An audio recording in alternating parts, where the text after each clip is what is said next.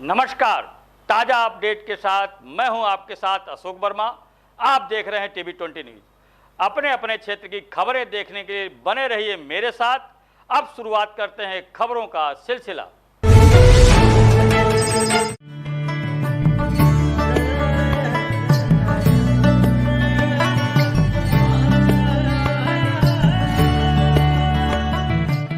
पारस मित्र developers private limited की ओर से सभी क्षेत्रवासियों को दीपावली एवं छठ की हार्दिक शुभकामनाएं। त्योहार बम्पर ऑफर धमाका में लखनऊ की सबसे अग्रणी एवं विश्वसनीय रियल एस्टेट कंपनी पारस मित्र डेवलपर्स प्राइवेट लिमिटेड लाए हैं पारस ग्रीन सिटी किसान पथ जुग्गौर। लखनऊ में आवासीय एवं कमर्शियल प्लाट पाने का सुनहरा मौका। प्लाट रजिस्ट्री शुल्क बिल्कुल फ्री। हर रजिस्ट्री पर निश्चित उपहार। 1000 स्क्वायर फीट प्लाट की खरीद पर 200 स्क्वायर फीट प्लाट बिल्कुल फ्री। 2000 स्क्वायर फीट प्लाट की खरीद पर 500 स्क्वायर फीट प्लाट बिल्कुल फ्री। फाइनेंस की सुविधा के साथ साथ कंपनी द्वारा EMI की भी सुविधा। 90% लोन की सुविधा के साथ कम से कम दस्तावेजीकरण सुविधा। हमारा बस यही है सपना, घर हो सबका अपना अपना। आजमगढ़ जिले में 1 से 31 अक्टूबर संचारी रोग अभियान के साथ दस्तक अभियान में संचारी रोगों से बचाव के लिए 7 से 21 अक्टूबर तक घर घर दस्तक अभियान चलाया गया। मच्छरों, गंदगी व अन्य माध्यमों से फैलने वाली संक्रामक बीमारियों को मात देने के लिए घर घर आशा कार्यकर्ताओं और स्वास्थ्य विभाग की टीम द्वारा दस्तक दी गई। अभियान में लोगों को स्वच्छता, पोषण युक्त भोजन, शुद्ध पेयजल आदि की महत्ता के प्रति जागरूक किया गया। यह कहना है मुख्य चिकित्साधिकारी डॉक्टर IAN तिवारी का। जिला मलेरिया अधिकारी शेषधर द्विवेदी ने बताया कि इस अभियान में गांव में तैनात आशा कार्यकर्ता व आशा संगिनी द्वारा कुल 5,82,842 घरों में घर घर जाकर संचारी रोगों से ग्रसित मरीजों की जानकारी जुटाई गई एवं इनके द्वारा 6,814 मातृ बैठक की गई। इस अभियान के दौरान कुल 228 बुखार से ग्रसित व्यक्ति पाए गए। साथ ही 164 की मलेरिया जांच की गई जिसमें कोई पॉजिटिव नहीं मिला। 171 व्यक्ति खांसी जुकाम के पाए गए। कोविड की सभी की जांच की गई, कोई पॉजिटिव नहीं मिला। भ्रमण के दौरान 151 कुपोषित बच्चे पाए गए। संचारी रोग मलेरिया, फाइलेरिया, डेंगू, चिकनगुनिया, दिमागी बुखार के मरीजों की सूची भी तैयार कर संचारी रोगग्रस्त मरीज मिलने पर आशा कार्यकर्ता ने घर पर ही दवा उपलब्ध कराई। औतरौलिया की आशा संगिनी कंचन पांडे ने बताया कि लोहरा, रतुआ पार, भरतपुर गांव की कुल आबादी 24,291 है। संचारी माह अभियान के दौरान मेरी निगरानी में कुल 20 आशा ने कुल 3215 यानी 3,215 घरों का भ्रमण किया। इस दौरान शुगर के कुल 125 मरीज मिले, BP के कुल 141 मरीज मिले एवं TB के 20 मरीज और बुखार के 62 मरीज चिन्हित हुए। साथ ही फाइलेरिया के 56 मरीजों को खोजा गया। इस अभियान में कैंसर के 6 मरीज भी खोजे गए। साथ ही दमा के 18 मरीज पाए गए और हार्ट के कुल 25 मरीज मिले। भ्रमण के दौरान 13 नई गर्भवती भी चिन्हित हुई।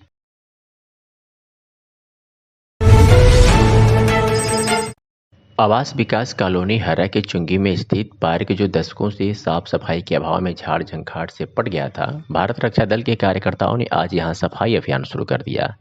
सफाई कार्य में लगे कार्यकर्ताओं ने बताया कि इस कॉलोनी में हम लोग मच्छर रोधी दवा का छिड़काव कर रहे थे तो स्थानीय लोगों ने इस पार्क को हम लोगों को दिखाया और बताया कि लंबे समय से यह पार्क इसी तरह से गंदगी से पटा पड़ा हुआ है। सूचना देने के बाद भी कोई सुनवाई नहीं हो रही है, तो आज हम लोग अपनी अपनी आदत के अनुसार यहाँ सफाई शुरू कर दी हैं। इसे 2 दिन में पूरी तरह साफ कर दिया जाएगा। इस अवसर पर मोहल्ले के लोग भी उपस्थित रहे और कार्यकर्ताओं को चाय नाश्ता भी कराया। मोहल्ले के शाहिद कमर ने पार्क की दशा को बयां करते हुए भारत रक्षा दल के लोगों का हौसला भी बढ़ाया। आज के अभियान में धर्मवीर शर्मा, जयेंद्र चौहान, रवि प्रकाश, दीपक जायसवाल, नीरज वर्मा, सुनील वर्मा, डॉक्टर धीर जी, धनंजय, अनूप श्रीवास्तव, प्रभात श्रीवास्तव, सुनील कुमार, मोहम्मद शाहिद, नसीम अहमद, उमेश सिंह, हरिकेश विक्रम श्रीवास्तव शामिल रहे। अपना परिचय बता दीजिए। हमारा परिचय शाहिद कमर नाम हमारा है। आवास विकास कॉलोनी में हम रहते हैं। गुलामी पूरा वार्ड पड़ता है। यहाँ पे क्या हो रहा है? यहाँ पे आज भारत रक्षा दल के लोगों ने एकदम से सफाई इतनी जबरदस्त किया है कि आज 5 साल ने 10 साल में ही सफाई नहीं हुई होगी। यहाँ पे चेयरमैन थे, दोनों चेयरमैन जो थे हमारे, कभी भी सफाई नहीं करवाए। नाला यहाँ बजा रहा है, लेकिन भारत रक्षा दल के लोगों ने आ जाकर हमारे पार्क की इतनी अच्छी सफाई कर रहे हैं, खुद लग के कर रहे हैं। यहाँ तक कि श्रीवास्तव जो चेयरमैन लड़ने के उम्मीदवार हैं, वो भी बहुत अच्छी सफाई कर रहे हैं। तो ऐसा ही लोग चाहिए जो कि आजमगढ़ को चमकाने वाले चाहिए, न कि डुबाने वाले नहीं चाहिए। अखिलेश कुमार पुलिस उप महानिरीक्षक आजमगढ़ परिक्षेत्र आजमगढ़ व अनुराग आर्य पुलिस अधीक्षक आजमगढ़ के कुशल निर्देशन में यातायात माह नवंबर जागरूकता अभियान 2022 का शुभारंभ हेतु जनपद के यातायात पुलिस द्वारा जागरूकता रैली का आयोजन किया गया।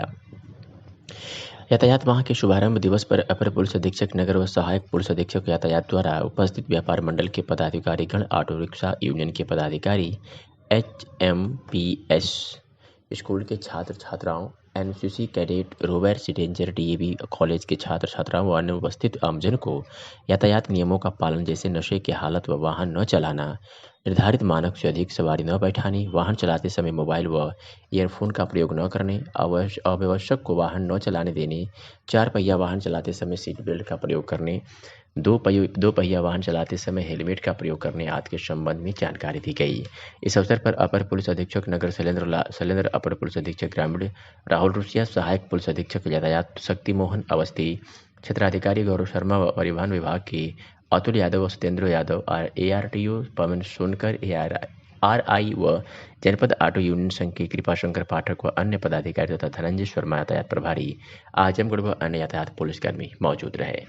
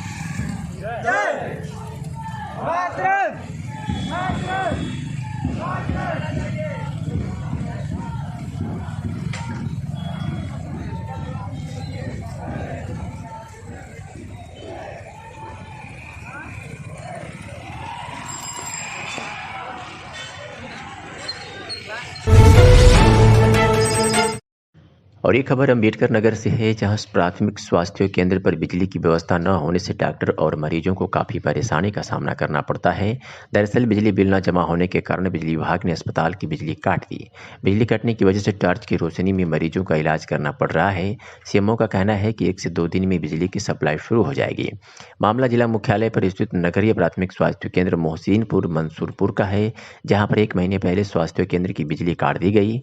बिजली न होने की वजह से टॉर्च की रोशनी में मरीजों का इलाज करना पड़ रहा है। बिजली बिल बकाया की वजह से विद्युत विभाग ने 1 महीने पहले स्वास्थ्य केंद्र की बिजली काटकर बकाया वसूली के इंतजार में बैठा है और स्वास्थ्य महकमा पिछले 1 महीने से लापरवाही की चादर ताने मामले से अनजान है।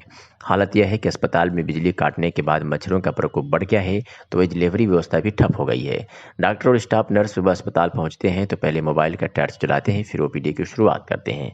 डॉक्टर का कहना है कि स्वास्थ्य केंद्र पर हर दिन बड़ी संख्या में मरीज इलाज कराने पहुंचते हैं, लेकिन लाइट न होने की वजह से जांच से लेकर इलाज करने में कठिनाइयों का सामना करना पड़ता है। पूरे मामले पर जब CMO से बात की गई तो उन्होंने बताया कि बकाया बिजली बिल को लेकर लेटर लिख दिया गया है, जल्द ही बिजली का बिल जमा हो जाएगा और पुनः अस्पताल में विद्युत सप्लाई शुरू हो जाएगी। 29 सितंबर से लाइट काट दी गई है और हम जो है मुख्य शिक्षा अधिकारी महोदय को जो पत्र के माध्यम से सूचना दे दिए हैं कि सर जो यहाँ की बिजली आपूर्ति जो है काट दी गई है, इसकी जो है जल्द से व्यवस्था करानी। यहाँ पानी की आपूर्ति नहीं हो पा रही है, बाकी काफ़ी मच्छर लग रहे हैं यहाँ पे, जो है कार्य करने में बड़ी बाधा उत्पन्न हो रही है। तो कितने पेशेंट आते हैं? हाँ, लगभग यहाँ 50 से 60 की OPD पर डे है जो है। यहाँ पे सारे काम में परेशानी आ रही है। हमारी डिलीवरी एकदम से रुक गई है, मच्छर इतना ज़्यादा लग रहे हैं, हम लोग को लिखने पढ़ने में, पेशेंट को भी, सबको सारी प्रॉब्लम्स आ रही हैं, जिससे सारी काम में बाधा पड़ रही है। कब से लाइट नहीं है? 29 अक्टूबर से यहाँ पे लाइट नहीं है। सितंबर से लाइट नहीं है। 1 महीने करीब हो चुके हैं, तब से ऐसे अंधेरे में हम लोग काम कर रहे हैं और मरीज़ तो कंटिन्यू आ ही रहे हैं, लेकिन बहुत प्रॉब्लम हो रही है। सर बाहर बैठ के मरीज़ देख रहे हैं, हम लोग भी अंधेरे में मोबाइल चला के अपना काम कर रहे हैं। तो शहरी उपकेंद्र है वहाँ की इसलिए कटी है। उनका बिजली का बिल जमा नहीं हुआ होगा, लेकिन वो जो है शासन की हमने वो भेज दिया है बिल, वो शासन की तरफ से ही वो उसका भुगतान हो जाएगा। और वो हमने एप्लीकेशन लिख दी है कि वो तुरंत जो है उसको जो है वहाँ का कनेक्शन बहाल करें, और वो 1-2 दिन में बहाल हो जाएगा। आज आजमगढ़ पूर्वांचल जन मोर्चा का कार्यकर्ता बैठक मोर्चा कार्यालय कलेक्ट्रेट कचहरी नगरपालिका रोड आजमगढ़ पर संपन्न हुआ। कार्यक्रम की अध्यक्षता जिला अध्यक्ष चंदन कुमार एवं संचालन महिला मोर्चा जिला उपाध्यक्ष इंद्रकला पटेल ने किया। कार्यक्रम के मौके अतिथि मोर्चा के राष्ट्रीय अध्यक्ष शिवमोहन शिल्पकार ने संगठन को गतिशील और मजबूत बनाने का आह्वान किया। 5 नवंबर 2022 को मासिक बैठक एवं कार्यकर्ता पदाधिकारियों का बैठक का आयोजन किया गया है। साथ ही साथ आजमगढ़ जनपद के व्याप्त भ्रष्टाचारों का भी चर्चा किया गया। सबसे बड़ी बात यह रही कि तहसील सगड़ी के मोहल्ला कड़वल बात पर जो गाँव को डूबने का नजारा सामने आया, यह बेहद दुखद रहा। तमाम लोग अपने घरों से बेघर हो गए, लेकिन राजनीतिक दल के लोगों ने उस पर रोटी सेकने के बाज नहीं आए। मैं ये पूछना चाहता हूं कि बाढ़ खंड के अधिकारियों के विरुद्ध अभी तक सरकार और प्रशासन खामोशी क्यों साधे है? समय रहते अगर बाढ़ खंड के अधिकारी उस पर सचेत रहते तो शायद यहाँ पर इस प्रकार का हादसा आज नहीं होता। हम लोग सरकार से मांग करते हैं कि दोषी बाढ़ खंड अधिकारियों के विरुद्ध तत्काल प्रभाव से कार्रवाई सुनिश्चित करें। हमारा नाम शिवमोहन शिल्पकार है। मैं पूर्वांचल जन मोर्चा का राष्ट्रीय अध्यक्ष हूँ। आज किस मुद्दे पे बैठक हुई है यहाँ पर? आज हमारे यहाँ नगर निकाय का जो चुनाव होने वाले हैं उस मुद्दे पर बैठक की गई है अपने कार्यकर्ताओं को, और हम लोगों ने ऐलान कर रहे हैं कि आज हम लोग जो है उस प्रत्याशी का समर्थन करेंगे जो समाज में दबे कुचले वंचित शोषित वर्गों की बात करता हो, दिखावा न करता हो। ये पूर्वांचल जन मोर्चा उनका तन मन धन के साथ समर्थन करेगा। हम लोग अपने प्रत्याशी नहीं खड़ा करेंगे। उन्हीं प्रत्याशियों में से एक ऐसे प्रत्याशी को चुनाव चयन किया जाएगा जो समाज हित का काम करता है, चाहे वो जिस जगह निर्दल लड़ता हो या किसी पार्टी से लड़ता हो। हमारा कोई पार्टी का उद्देश्य नहीं, हम किसी पार्टी को समर्थन नहीं देंगे। क्या आप किसी पार्टी को वाकई नहीं समर्थन देंगे कि है कुछ अंदर से? निश्चित रूप से नहीं देंगे। हम प्रत्याशी को समर्थन देंगे जो निचले तबकों का काम करता हो, क्योंकि निचले तबके का ही चुनाव है जो आम जनता के बीच में नगर में रहने वालों की समस्याओं को समाधान कर सकता है। चुनाव मैदान में कितने प्रत्याशी आप उतारेंगे? हमने पहले भी आपसे बता दिया कि मैं कोई भी चुनाव में अपना प्रत्याशी नहीं। बाढ़ खंड के बारे में क्या कहेंगे? बाढ़ जो रिंग बाढ़ टूटा है, ये बाढ़ खंड अधिकारी जो अधिशासी इस समय जिले में है, दीपक नाम शायद उनका है, वो निश्चित रूप से एक बहुत बड़े भ्रष्टाचार के बड़े लेवल है। आज इतने हजारों घर डूबने के तमाम तबाहियों का जो मंजर हुआ है, पूरा दोष है। किसी भी अधिकारी और किसी भी कर्मचारी ने अभी तक वो जिला बाढ़ खंड अधिकारी के प्रति किसी प्रकार की प्रक्रिया नहीं की गई, जिससे मुझे काफ़ी आहत हमारे मोर्चा के लोग हैं।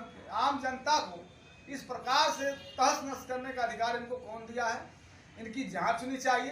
बाढ़ में जो समस्या उत्पन्न हुई है, ये निश्चित रूप से ये बाढ़ खंड इसका जवाबदार है। तमाम प्रकार के बाढ़ बंधों के जमीनों को इन्होंने बेच दिया है, बेच कर अनामती प्रमाण पत्र मोटी रकम लेकर अनामती प्रमाण पत्र दिया है, जिसके तमाम प्रमाण पत्र मेरे पास है। हमारा मोर्चा इनके खिलाफ कार्रवाई की मांग कर रहा है और करता रहेगा। अगली बैठक आपकी कब होगी? हमारी अगली बैठक जो है अगले महीने में 5 तारीख को निश्चित किया गया है, और उस दिन बड़ा कार्यक्रम होगा। हमारे जो बूथ स्तर के कार्यकर्ता होंगे और ब्लॉक के न्याय पंचायत के वो सभी लोग उपस्थित होंगे। आज हमारी जिला कमेटी के लोगों के साथ मुख्य वार्ता हुई है, संगठन का विस्तार की चर्चा की गई है, और इन लोगों को मैं बहुत बधाई देता हूँ कि ये लोग इतने कठिन समय में, इस समय सभी के घरों में काम है, अपना समय निकाल कर आए। मैं सभी बहुत बहुत धन्यवाद देता हूँ। जय भीम, जय भारत।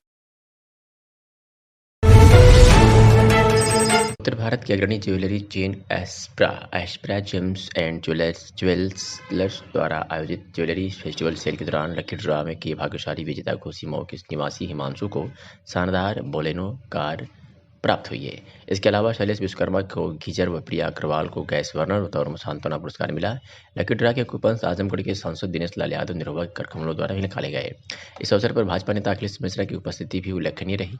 लकी ड्रा सेल का आयोजन 1 अक्टूबर से 29 अक्टूबर तक हुआ। इस दौरान हर 50,000 रुपये की खरीदारी करने पर ग्राहकों को एक लकी ड्रा कूपन दिया गया। इस अवसर पर Aspra gems and jewellers store Azamgarh के प्रोप्राइटर अरुण रुंगटा व पीयूष रुंगटा ने इस ग्रैंड ज्वेलरी सेल में खरीदारी करने वाले सभी आजमगढ़ वासियों का इसे सफल आयोजन बनाने के लिए प्रकट किया। प्रत्याशी हैं ये हमको लेके आए थे, तो हमने कहा भैया 1-2 और निकालते हैं कि ताकि आपके सदर में भी कुछ मिले। तो फिर हम लोगों ने 2 और निकाला, और दोनों सदर में 2 ऑप्शन और निकला, तो उनको भी हमारे जो एस्प्रा के फ्रेंचाइजी हमारे सदर के हैं, उन्होंने कहा हम उनको भी कुछ न कुछ ज़रूर उपहार देंगे। जी धन्यवाद। निकला है और क्या से करना है? देखिए हम लोग यहाँ हमारे जो सदर के हमारे प्रत्याशी हैं अखिलेश मिश्र गुड्डू भैया, वो हमें यहाँ लेके आए एस्प्रा के शोरूम में, जहाँ पे आज लकी ड्रॉ विनर घोषित होना था।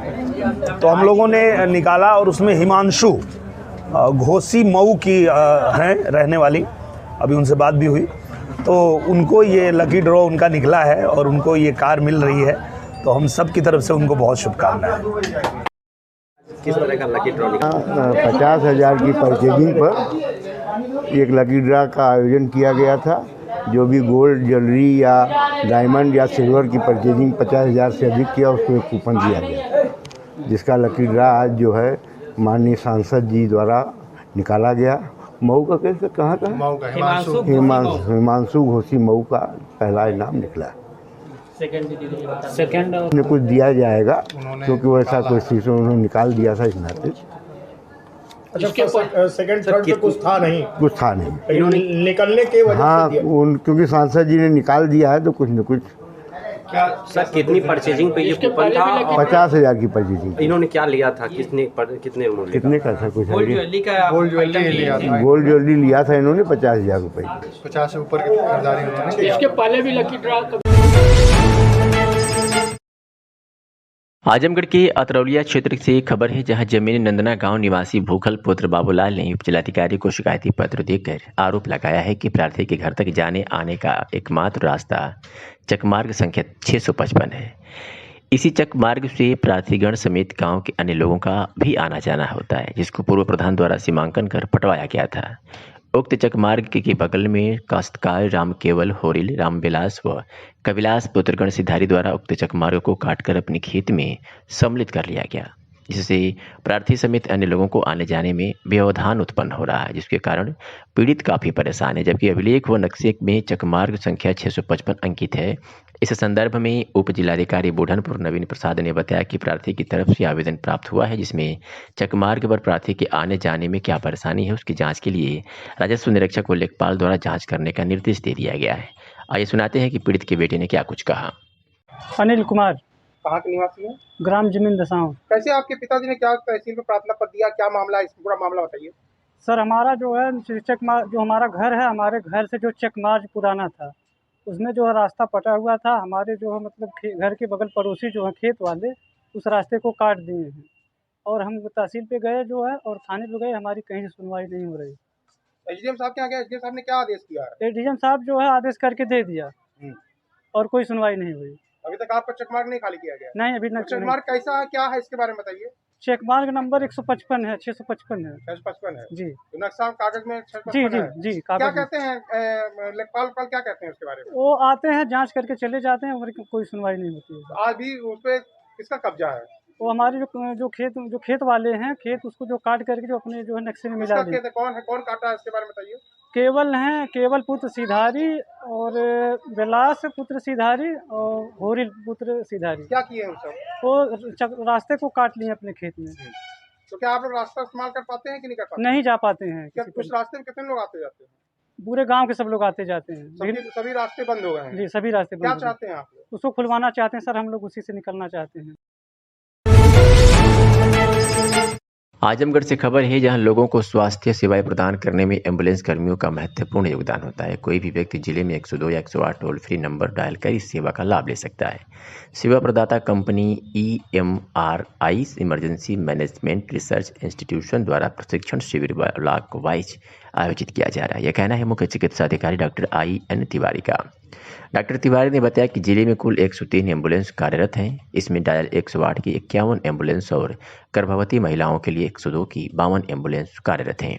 पिछले 6 महीने से अब तक 102 से 75,871 मरीज और 108 से 55,696 मरीजों को सेवाएं दी गई है। क्लस्टर ट्रेनिंग प्रोग्राम 28 अक्टूबर 2022 से 20 नवंबर 2022 तक चलेगा। क्लस्टर ट्रेनिंग में बलिया, मऊ और आजमगढ़ जनपद सम्मिलित हैं। मंडल में कुल 108 और 102 एम्बुलेंस सेवा में 1000 कर्मचारी कार्यरत हैं। सभी कर्मचारियों का प्रशिक्षण में भाग लेना अनिवार्य है। लोगों की जान बेहद महत्वपूर्ण है, किसी की भी जान जोखिम में न जाए, जिसके लिए जिले में 108 और 102 के कर्मचारियों का लगातार प्रशिक्षण शिविर आयोजित किया जा रहा है। प्रशिक्षण लखनऊ हेड ऑफिस से आए ट्रेनर द्वारा दिया जा रहा है। कोहिनूर ज्वेलर्स अवसानगंज डीएवी कॉलेज रोड वाराणसी में लगभग 2 लाख की जेवर उचका गिरी। दिनांक 1 नवंबर 2022 लगभग 1 बजे सोशल मीडिया के द्वारा घटना की जानकारी होने के उपरांत आज कोहिनूर ज्वेलर्स के अधिष्ठाता निर्जानंद सेठ की दुकान पर मौके पर पहुंचकर घटना के विषय में जानकारी किया। शासन प्रशासन से घटना के विषय में अवगत कराया गया। प्रशासन के द्वारा आश्वासन मिला कि बहुत ही जल्दी पीड़ित व्यापारी को न्याय मिलेगा और पूरा माल बरामद होगा और जो भी लोग घटना में संलिप्त हैं सबके विरुद्ध कठोर से कठोर दंडात्मक कार्रवाई प्रशासन के द्वारा सुनिश्चित किया जाएगा। यह आश्वासन वाराणसी कमिश्नरेट पुलिस के द्वारा सुनार नरेडी सेना संस्थापक धर्मेंद्र कुमार उर्फ बबलू वर्मा को प्राप्त हुआ। हम लोग पीड़ित व्यापारी की लड़ाई निरंतर लड़ते रहेंगे जब तक पीड़ित व्यापारी को न्याय नहीं मिल जाता, उसका माल बरामद नहीं हो जाता। बदलते मौसम और बारिश के बीच तेजी से बढ़ रहे मलेरिया और डेंगू के मरीजों की संख्या को देखते हुए स्वास्थ्य विभाग पूरी तरह से तैयारी कर लिया है। वही क्षेत्र में लगातार संचारी रोग नियंत्रण अभियान चलाकर साफ सफाई की जा रही है। साथ ही साथ चूने ब्लीचिंग की छिड़काव, एंटी लार्वा तथा फॉगिंग भी कराई जा रही है। सामुदायिक स्वास्थ्य केंद्र के डॉक्टर ने बताया कि डेंगू मलेरिया जल जमाव के चलते होने वाली प्रमुख बीमारी है। इसमें लोगों को विशेष सावधानी बरतनी चाहिए। लोगों को अपने घरों के आसपास जल जमाव ना होने देना चाहिए। वहीं साफ सफाई पर विशेष ध्यान देना चाहिए। मच्छरों से बचने के लिए मच्छरदानी और फूल बाह के शर्ट पहनने चाहिए। जल जमाव वाले क्षेत्रों में एंटी लार्वा का छिड़काव कराना चाहिए, जिससे मच्छर जनित बीमारियों होने का खतरा न रहे। आइए सुनाते हैं कि डॉक्टर मोहनलाल ने क्या कुछ कहा। यूपी में डेंगू का प्रकोप काफी बढ़ रहा है, ऐसे में डेंगू के क्या लक्षण? डेंगू एक संचारी रोग में आता है और डेंगू मच्छर काटने से होता है। डेंगू के लक्षण ये हैं कि उसमें बहुत तेज बुखार आएगा, पूरे बदन में दर्द होगा और कभी कभी शरीर पे चकत्ते भी पड़ने लगते हैं जब हमारा प्लेटलेट ज़्यादा डाउन हो जाता है। जांच में हम लोग अक्सर प्लेटलेट ही कराते हैं और उसके बाद अगर प्लेटलेट गिरता हुआ दिखता है तो हम लोग डेंगू की भी जांच कराते हैं। क्या उपाय है बचाव के? क्या उपाय यही है कि अगर हमारे आसपास कोई खुला पानी हो तो हम उसको जो है खाली कर दें, पानी का जमाव ना होने पाए। मॉस्किटो रिप्लीटेंट लगाएं हम लोग, मच्छरदानी का प्रयोग करें और बाकी अगर गंदगी है वहाँ पे तो हम लोग ब्लीचिंग या और इंसेक्टिसाइड का छिड़काव करें। सरकारी अस्पताल में क्या इंतजाम रखे गए हैं? क्या इसके बारे में? सरकारी अस्पताल में हमारे यहाँ जांच की पूरी सुविधा है और दवाएं उपलब्ध हैं। प्लस हमारे यहाँ अगर कोई पेशेंट सीरियस होता है तो उसके लिए वार्ड भी बनाया गया है। 4 बेड का वार्ड बनाया गया है। और इसके अलावा हमने उपाय में हमारी आशाएं जो हैं उनको भी हम लोगों ने एक संक्षेप में ट्रेनिंग दे दी है और वो गांव-गांव में लोगों को जागरूक कर रही है। सर, क्या अपने क्षेत्र में कोई डेंगू का मरीज इस तरह का लक्षण या कोई आया है? नहीं, अभी तो नहीं आया है। अगर ऐसा कोई मरीज आता है तो आपको इन्फॉर्मेशन दी जाएगी। मंडलायुक्त मनीष चौहान ने कहा है कि महिलाओं के प्रति अपराध पर प्रभावी अंकुश लगाए जाने हेतु शासन द्वारा सेफ सिटी योजना की शुरुआत की गई है। इस योजना से आजमगढ़ को भी आच्छादित किया गया है, जिसकी सभी तैयारियां समय से पूर्ण किया जाना आवश्यक है। मंडलायुक्त चौहान ने मंगलवार को देर शाम अपने शिविर कार्यालय पर सेफ सिटी की तैयारियों को बिंदुवार समीक्षा करते हुए निर्देश दिया कि सीसीटीवी अधिष्ठापन हेतु अपर जिलाधिकारी प्रशासन एवं एसपी सिटी संयुक्त रूप से स्थलों का चयन कर लें तथा चयनित स्थलों पर जितने कैमरे लगाए जाने हैं उसका पूरा विवरण तैयार कराएं। उन्होंने कहा कि जिन स्थानों पर महिलाओं का आवागमन अधिक होता है वहां पर पर्याप्त संख्या में सीसीटीवी कैमरे स्थापित होने चाहिए। मंडलायुक्त ने यह भी कहा कि बैंकों, शिक्षण संस्थाओं, व्यापारिक अधिष्ठानों आदि से भी संपर्क कर सीसीटीवी कैमरे स्थापित कराया जाए। उन्होंने कहा कि इंटीग्रेटेड स्मार्ट कंट्रोल रूम की स्थापना हेतु भवन निर्माण किया जाना है, जिसके लिए 500 वर्ग मीटर भूमि की आवश्यकता है। उन्होंने भूमि उपलब्ध कराए जाने के संबंध में जिलाधिकारी से कहा कि सचिव एडीए या ईओ नगरपालिका परिषद आजमगढ़ के माध्यम से उपयुक्त जमीन को देख लिया जाएगा। यदि भूमि उपलब्धि नहीं है तो शासन से दिशा निर्देश प्राप्त कर कार्रवाई कराएं। मंडलायुक्त श्री चौहान ने कहा कि महिलाओं को सुरक्षा की दृष्टि से नगरीय क्षेत्र में स्ट्रीट लाइटों की स्थापना अत्यंत महत्वपूर्ण कार्य है। उन्होंने शासी अधिकारी नगरपालिका को निर्देशित किया कि तत्काल सर्वे करा ले, जहां लाइट खराब है वहाँ ठीक कराएं तथा जहाँ अभी स्ट्रीट लाइट नहीं लगी है वहाँ प्राथमिकता के आधार पर लगवाना सुनिश्चित करें। उन्होंने यह भी निर्देश दिया कि एसपी सिटी से संपर्क कर पुलिस विभाग द्वारा चिन्हित किए गए महिलाओं की आवागमन वाले स्थलों की भी सूची प्राप्त करें तथा सेफ सिटी से संबंधित परियोजनाओं पर अपेक्षित कार्रवाई करें। अतरौलिया थाना क्षेत्र की सुखीपुर निवासी किसान परिवार में जन्मे सुरेश मिश्रा की बेटी शिवम मिश्रा के सेंट्रल एक्साइज इंस्पेक्टर जीएसटी बनने पर प्रारंभिक शिक्षा प्राप्त स्कूल एमपी मेमोरियल विद्यालय अतरौलिया में जोरदार स्वागत किया गया। विद्यालय के प्रधानाचार्य सुनील कुमार सिंह, प्रबंधक राणा प्रताप सिंह ने शिवम मिश्रा को मिठाई खिलाया और माल्यार्पण कर स्वागत किया।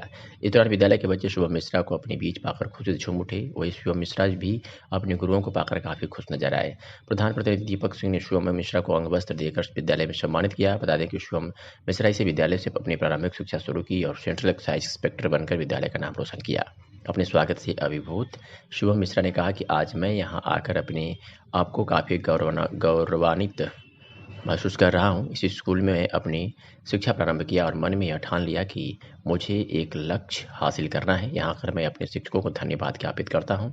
शिवम मिश्रा ने विद्यालय के बच्चों को अपना अनुभव देते हुए कहा कि अनुशासित होकर कठिन परिश्रम और लक्ष्य के साथ किसी भी मुकाम को हासिल किया जा सकता है। लक्ष्य की प्राप्ति हेतु कठिन परिश्रम जरूरी है। आइए सुनाते हैं कि विद्यालय के प्रबंधक राणा प्रताप सिंह और शिवम मिश्रा ने क्या कुछ कहा। विद्यालय का एक बच्चा आज इस पोजीशन पे आया है, अचानक के विद्यालय के प्रांगण में भी आया, आपको कैसा लगा? इसकी बधाई के लिए क्या कहना चाहते हैं? हमको बहुत अच्छा लगा और बहुत खुशी है कि हमारे एमपी मेमोरियल चिल्ड्रन स्कूल का बच्चा जो प्राथमिक तक हमारे यहाँ पढ़ा था, आज जो है अधिकारी बनकर के हमारे बीच में आया है। इसमें जो है हमारे प्रिंसिपल साहब, हमारे जो है अनुशासन अधिकारी जनार्दन मिश्रा जी और उस सब जितने भी अध्यापक हमारे थे, ये सब उन लोगों को श्रेय जाता है, क्योंकि विद्यालय में अनुशासन और पढ़ाई पर आप लोग बहुत विशेष ध्यान देते हैं। और आज उसी का परिणाम है कि हमारे विद्यालय में जिस समय 2005 में मैंने विद्यालय खोला था, उस समय जो है मात्र 80 बच्चे थे, आज हम 1100 बच्चों के पास पहुंच गए हैं।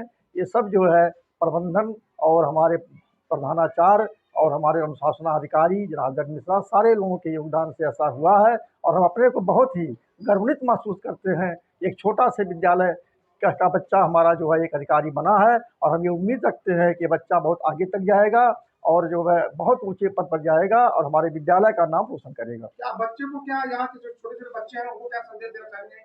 इनके माध्यम से क्या संदेश देना? हम इनके माध्यम से ही संदेश देना चाहते हैं अपने बच्चों को कि आप परिश्रम करिए, मेहनत करिए, अनुशासित रहिए और विद्यालय का नाम रोशन करिए। और इनसे सीख लेते हुए ये हमारा बच्चा जो आज जो अधिकारी बना है, इस बच्चे से सीख लेते हुए हर बच्चा हमारा कम्पीट हो और कंपटीशन में आगे बढ़ने के प्रयास करे और अच्छा अधिकारी और अच्छे पोस्ट पर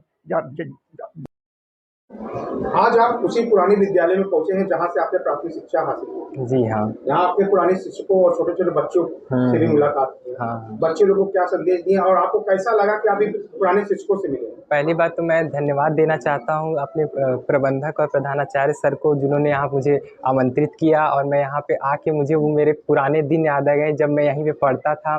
और यहीं से मैंने सपना देखा था कि मुझे एक गवर्नमेंट ऑफिसर बनना है और वो सपना मैंने पूरा करके बहुत ही अच्छा लग रहा है और जिससे मैंने इन लोगों का नाम रोशन किया है। और यहाँ से मैंने बच्चों को यही संदेश दिया है कि सफलता का सिर्फ एक ही मंत्र है, हार्ड वर्क, कंसिस्टेंसी और कभी हार नहीं मानना है। इसी के साथ लगे रहिए, एक न एक दिन सक्सेस जरूर ही मिलेगी। आप इस विद्यालय में आए हैं, क्या टीचर चेंज हो गए? क्या कोई पुराना शिक्षक आपको मिला है जो आपको शिक्षा दिया है? कोई आप एकदम जनार्दन सर तभी से, जब से ये स्कूल चल रहा है तभी से जुड़े हुए हैं और आज तक हैं। आज मुझे उनसे मिलकर बहुत ही आनंद महसूस हो रहा है और प्रबंधक और प्रधानाचार्य सर तो है ही।